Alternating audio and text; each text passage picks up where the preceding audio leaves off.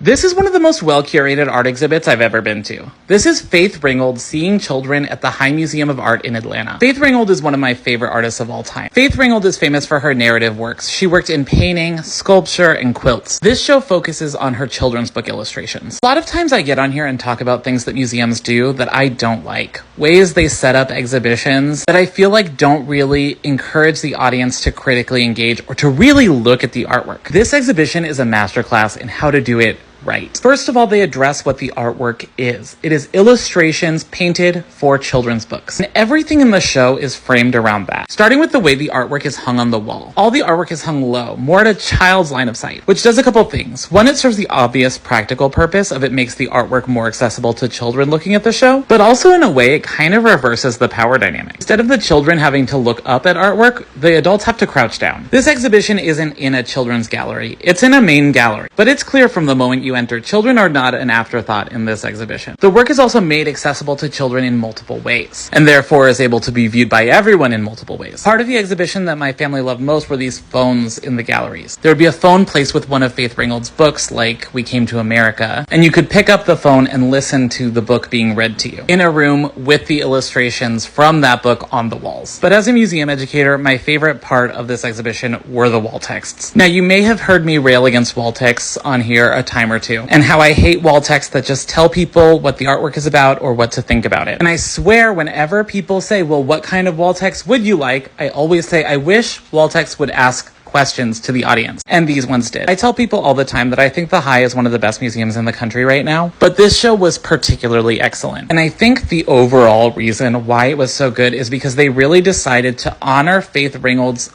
legacy as an educator. She was a person who honored and respected children, who did not talk down to children. She saw them as whole people, as creative and important members of society. And it was really beautiful to see a museum put the time and effort and thought into seeing children the way that Faith Ringgold did. Whether you have children or not, I cannot encourage you enough to go see the Faith Ringgold show at the High Museum of Art in Atlanta. It will be up until October 12th, 2025.